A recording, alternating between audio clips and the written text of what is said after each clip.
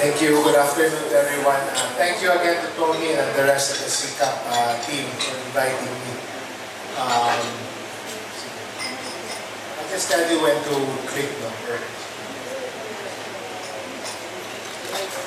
Right, so this afternoon, I'll talk about some of our perspectives in cold chain. And maybe towards the end, the second half of my presentation, will be devoted to talking about some of our programs. We have over 40 projects ongoing in the Philippines right now. And some of them, they present opportunities for the association, your companies, or for the whole association in general. So basically, just to go through the importance and relevance of the industry, although all of us know how relevant this sector is. Of course, I'll tell you a bit of history, how USAID has engaged with the association in the past, our private sector engagement policy or our priority, as well as, again, as I mentioned, the opportunities that I will present based on our projects. And there are lots of opportunities for us to collaborate further, especially through our different projects. So I don't need to belabor this, of course, just to simplify things. So this is your entire cold chain. This is the simplified logistics chain. So basically, once you harvest the goods or fish or whatever, you have to have temperature control so that they can be prolonged. The importance, obviously, of cold chain is you have to prolong, obviously, the produce efficient livestock, especially given our climate. Alam niyo naman, as high as 50 or 60 heat index, definitely it's important. The cold chain is very important in climates such as ours.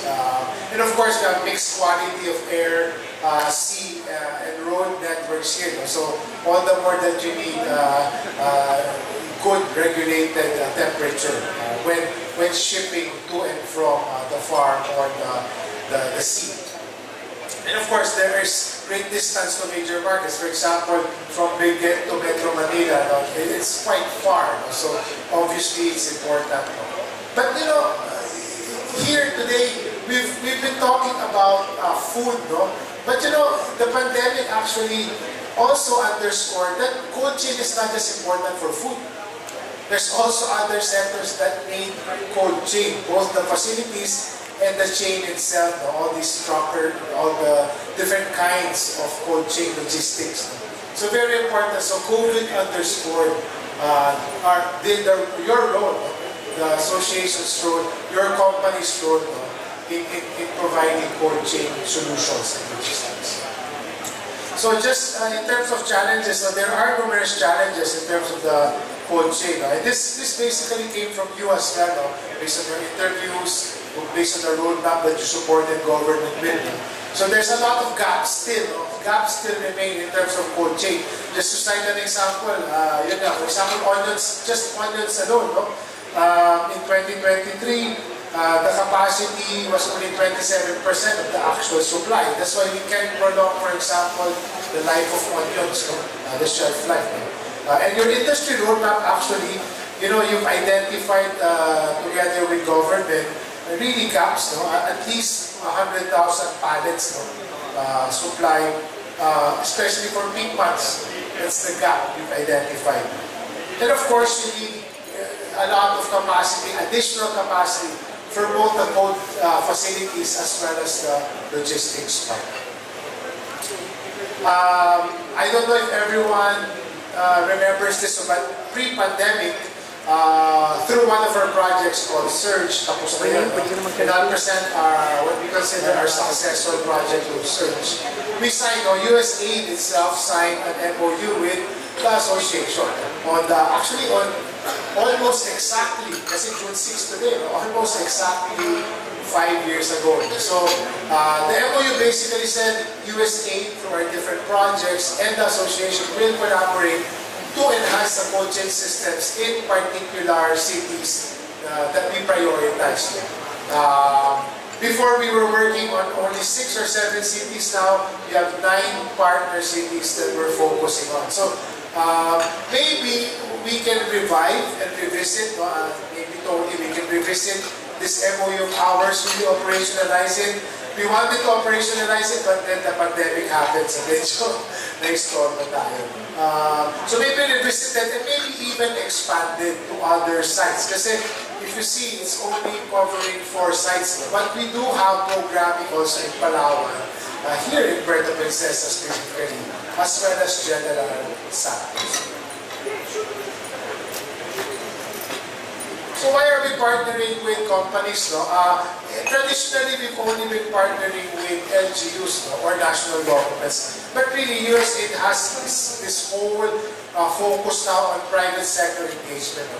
We want to partner with the private sector kasi it's more sustainable. Kasi before, when we look at the private sector, then we just need your money so that we can give it to the poor people. But that's the old paradigm. The new paradigm that we have is we have priorities that align well together. So kami, we're focused obviously on the social side, sustainable livelihoods, food security, clean water, climate change, etc. on the right side. Kayo naman, you're focused on the bottom line, new markets, innovation. How can we marry both? Basically, what we're saying is you have solutions that can actually address the social objectives that we want. Kaya we want to promote private sector. Tsaka mas sustainable. If you use a market model, a business model there, then it's more sustainable. Kasi yung traditional CSR natin, philanthropy, once you give it away, tapos na. But if it's business, you keep generating profit, and all the more you can actually grow resources to meet development objectives. So pwede. We can marry our social objectives as well as the business objectives by us partnering with your companies and the association writ large.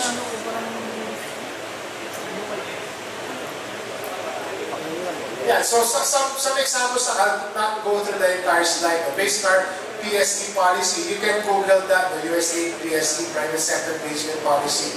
So there are many ways in the past that we've worked with the private sector. So for example, yung convener. So sometimes we act as a broker, facilitator. We know this local government of ours needs additional investments in, let's say, cold storage or in some facilities. Then we try to identify private sector that can fill the gap. Win-win yun because the private sector can expand their markets, at the same time the local government will get their investments that they want. So that's an example. Sometimes we also provide some funding as an investment catalyst. No? Kasi sometimes takot yung ibang financing institutions, and sometimes we provide initial seed funding to prove that no, actually we can mitigate, we can offset some of the costs para maengganyo kayo, to attract the others to also put in some financing, whether that's equity or loan financing. So there's many ways, advocacies, if you need, kasi USAID has a lot of experience also in supporting policy reforms. So if you have, let's say CCAP, you have a proposed bill or proposed executive order issuance, we can work together. No? We've been working with the likes of the American Chamber of Commerce, Makati Business Club, PCCI. We can have an advocacy force multiplier as needed. So those are some of the ways by which we work with the private sector, especially through our projects. On that note, let me present a few, some of our ongoing projects right now. Again, I'm presenting, I think, 5 or 6. We have over 40 ongoing projects. I'll share a link later how you can find out more about what we're doing. So first, the Urban Connect team. This is a new project of ours. It's new, but it's not really new, because it builds on the past search project that we had, and plus. So it does more than its predecessor project. It's really focused on local economic development. How do we work with, and these are our partner cities. So in Luzon, we have, we're based in Metro Manila, they're based in Ortigas. In Luzon, we're working with Batangas City, Puerto Princesa, Legazpi. In the Visayas, we're working with Iloilo, Tagbilaran, as well as Tacloban. In Mindanao, we're working on in Gensan, CDO, and Zamboanga City. So we might expand to maybe 2 or 3 more sites, maybe up north. So we're still deciding where and when to expand. No? So these are our focus areas. No? So for Urban Connect in particular, we're focusing on the local economic development part, value chains also. How do we help these localities, and not just the cities themselves, no? But the cities and the surrounding areas. We do a corridor approach. No? Agribusiness value chains, SME support, how do the cities interact with the different areas. So for CDO, for example, how do you do a Metro CDO approach? Sa Iloilo, there's the Migensi, Metro Iloilo-Guimaras development, para may joint planning. So the efforts are coordinated within the corridors. So we're also supporting PPP approaches. No? I think cold storage is a potential route via PPP, and investment promotion. So these are some of the areas that maybe present opportunities for your companies. Kaloy, if you can stand up, Kaloy is our team lead for economic development under the Urban Connect project. So you can approach us later on if you want to partner. And I'll leave my contact details later. And the next project is Respond. This is our policy reform and regulatory reform project. It basically aims to improve regulatory quality to enhance country competitiveness. They're doing a lot of activities. I think as of last count, 50 plus activities already. But I just wanted to flag a few that are very relevant for the team, for the group here. One is, this is a recent priority of the government. The CLARC, they prioritize the Luzon Economic Corridor together with the US government and the G7 under what we call a Partnership for Global Infrastructure and Investment, PGI. We're now, this project of ours, I'm also overseeing this project, we're now supporting CLARC heavily and DTI and DA on the proposed CLARC Food Hub. Ito, I stole this screenshot from them. It's a 63-64 hectare priority project. Even Secretary Go is the one pushing for this. So talagang very, and I think President Marcos actually mentioned this just recently. So 64 hectares, they want a mega food hub, a food terminal. And obviously, if it's a mega food terminal, what do they need? Cold storage. Diba? Obvious yun. So there will be a lot of facilities. And I agree earlier with Rene, maybe you can consider not just the cold storage facilities, but how can you build the entire thing all together, with all of the different things like packing, storage, import, export, HACCP, labs, all of these things.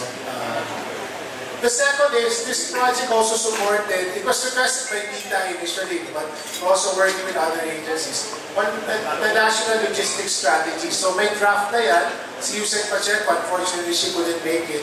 She was the main driver for this. So it has different pillars here. And obviously, when you talk about logistics, it also includes cold chain logistics. So definitely very important thing. Third is we're trying to support the STC and the warehouse receipt system. And warehouse receipts, you need first to map out all of the warehouses, dry and cold. So there's also, I think, for us, both on the advocacy piece, kasi hindi pa na pumapasa to into law, both the advocacy piece as well as the system, I think there's opportunities for our project to collaborate with some of your companies, or the association with large.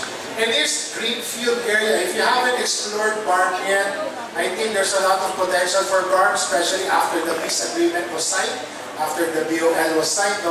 This project is also supported the development of the BARM logistics, transport logistics roadmap. And under that roadmap, we help facilitate the first RORO in BARM, which connected the mainland BARM, Cotabato, via Polyong Port, with the island regions in the western side. Through the first RORO, Cotabato, Basilan. Eventually, that leg will be Cotabato, Basilan, Jolo, and then Tawi-Tawi eventually. So a lot of potential collaboration from under our project. And I really urge your companies and the association, look at CLARC closely because this will be the priority in the next few years. The team already went to Europe to study models. The PPP Center, I heard, is now doing the FS for this one. So really lots of potential for Clark in that corridor. Here's another project of ours. It's called SPEED. Basically, SPEED is trying to digitize, enhance the participation of small and medium enterprises in the digital economy. In fact, they helped Nueva Vizcaya recently, Agri-Trading Post, be digitalized. They're working with this firm called Insight SCS. I'm sure many of you have come across Insight SCS. The president of this firm used to be the president, or still the president of SCMAP, the Supply Chain Management Association of the Philippines. They use a platform called Deliver-E, which was done through one of our older projects. It's a giant meta e-marketplace for B2B and B2C agri-trading.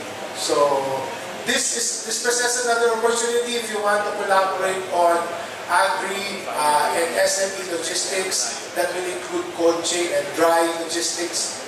Maybe let me know, we can collaborate on this project. This project runs for 3 or 4 more years. So I just presented a sample of what they did for MPAC.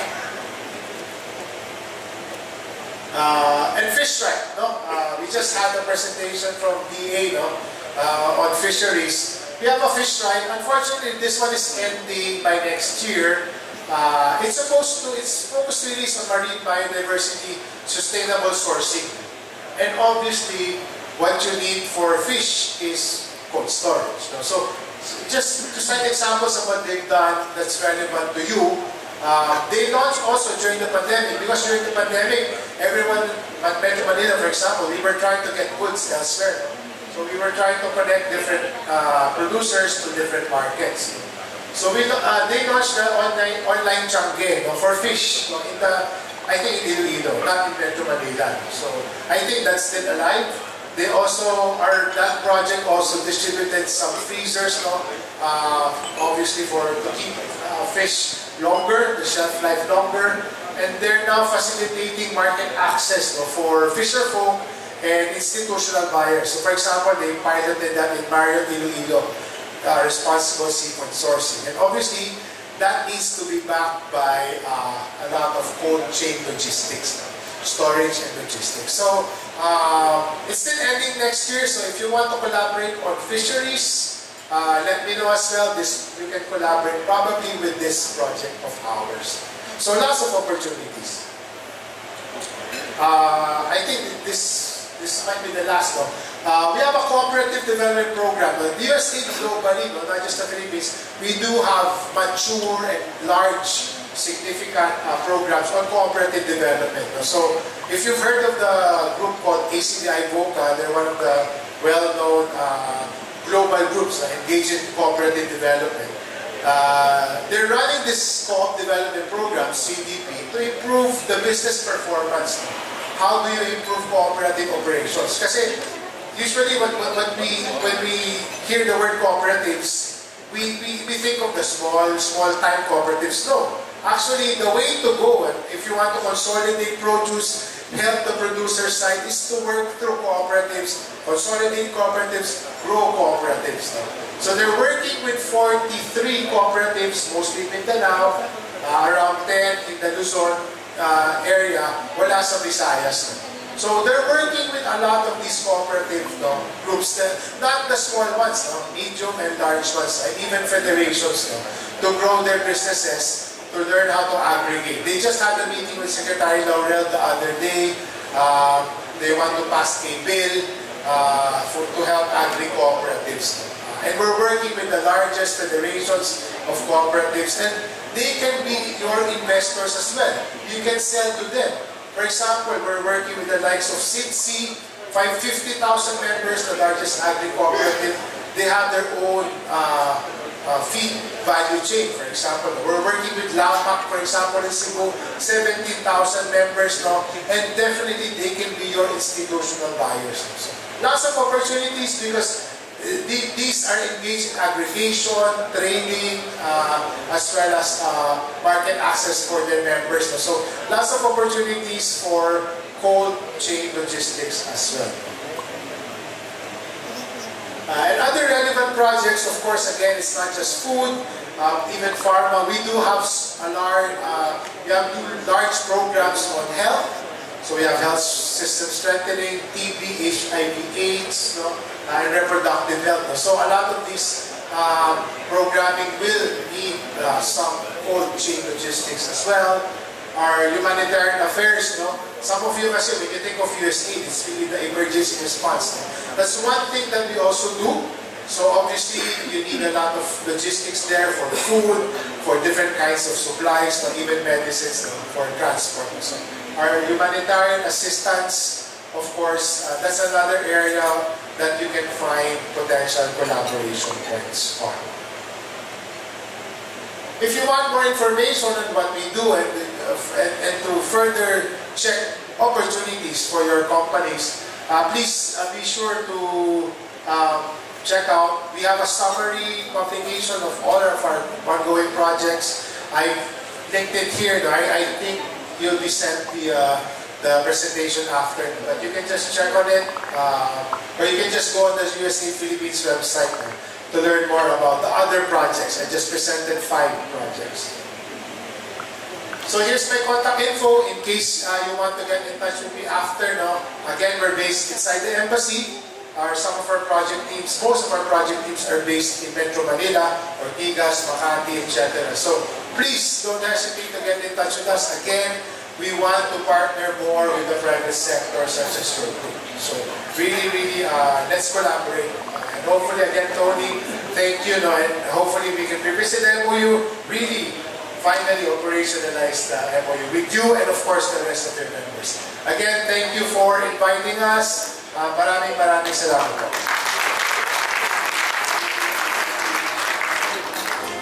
Thank you so much, Sir Nitiro.